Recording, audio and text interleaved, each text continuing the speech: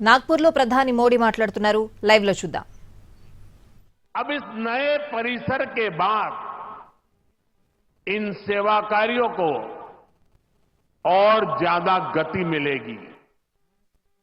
इससे हजारों नए लोगों के जीवन में प्रकाश फैलेगा, उनके जीवन का अंधकार भी दूर होगा।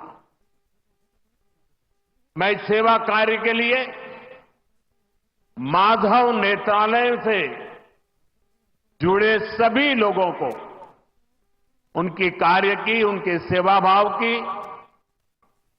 सराहना करता हूं और मेरी तरफ से अनेक अनेक शुभकामनाएं देता हूं। साथियों, लाल किले से मैंने सबके प्रयास की बात कही थी।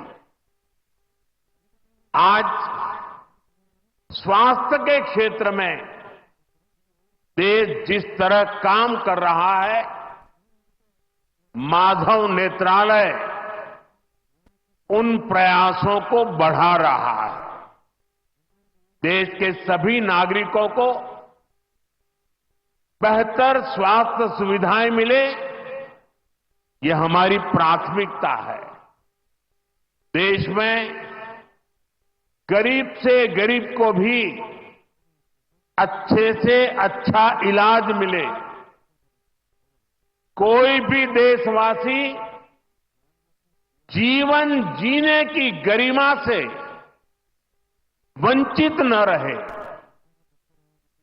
अपना जीवन देश के लिए दे चुके बुजुर्गों को इलाज की चिंता उनको सताती न रहे, उस परिस्थिति में उनको जीना न पड़े। और ये सरकार की नीति है। और इसलिए आयुष्मान भारत के कारण आज करोड़ों लोगों को मुफ्त इलाज की सुविधा मिल रही है। हजारों जन औषधि केंद्र देश के गरीबों को, मध्यम वर्गीय परिवारों को सस्ती दवाएं दे रहे हैं। इन दिनों देश में करीब 1,000 डायलिसिस सेंटर जो मुफ्त में डायलिसिस की सेवा का एक यज्ञ चला रहे हैं।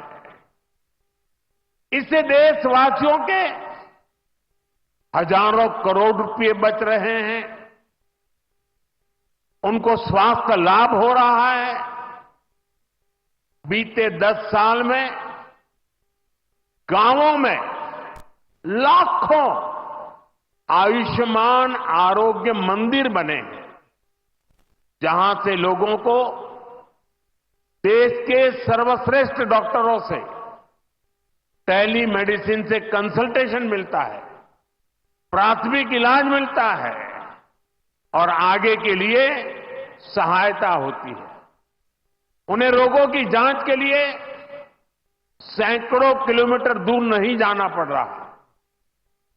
साथियों, हमने न सिर्फ मेडिकल कॉलेजों की संख्या में 2 गुना वृद्धि की है, लेकिन हमने देश में ऑपरेशनल एम्स की संख्या भी 3 गुना बढ़ाई है। देश में मेडिकल सीट्स भी 2 गुनी हुई है। प्रयास यही है कि आने वाले समय में लोगों की सेवा के लिए ज्यादा से ज्यादा डॉक्टर्स और अच्छे डॉक्टर्स उपलब्ध हो। एक बहुत बड़ा साहसिक निर्णय हमने किया। आजादी के बाद पहली बार हुआ। इस देश का गरीब का बच्चा भी डॉक्टर बन सके, उसके सपने पूरे हो सके, इसलिए विद्यार्थियों को अपनी मातृभाषा में डॉक्टर बनने की सुविधा हमने उपलब्ध कराई। आधुनिक चिकित्सा विज्ञान से जुड़े इन प्रयासों के साथ ही देश अपने पारंपरिक ज्ञान को भी आगे बढ़ा रहा है। हमारे योग और आयुर्वेद, इन्हें भी आज पूरे विश्व में नई पहचान मिली है। भारत का सम्मान बढ़ रहा है। साथियों, किसी भी राष्ट्र का अस्तित्व पीढ़ी दर पीढ़ी उसकी संस्कृति के विस्तार, उस राष्ट्र की चेतना के विस्तार पर निर्भर करता है। हम अपने देश का इतिहास देखें तो सैकड़ों वर्षों की गुलामी, इतने आक्रमण,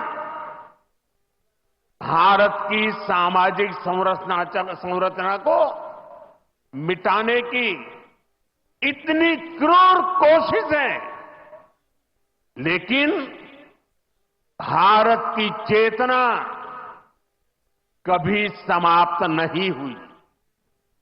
उसकी लौ जलती रही। ये कैसे हुआ? क्योंकि कठिन से कठिन दौर में भी भारत में इस चेतना को जागरूक रखने वाले नए नए सामाजिक आंदोलन होते रहे। भक्ति आंदोलन उसका ये उदाहरण, जिससे हम सब भली भांति परिचित हैं। मध्यकाल के उस कठिन कालखंड में हमारे संतों ने भक्ति के विचारों से हमारी राष्ट्रीय चेतना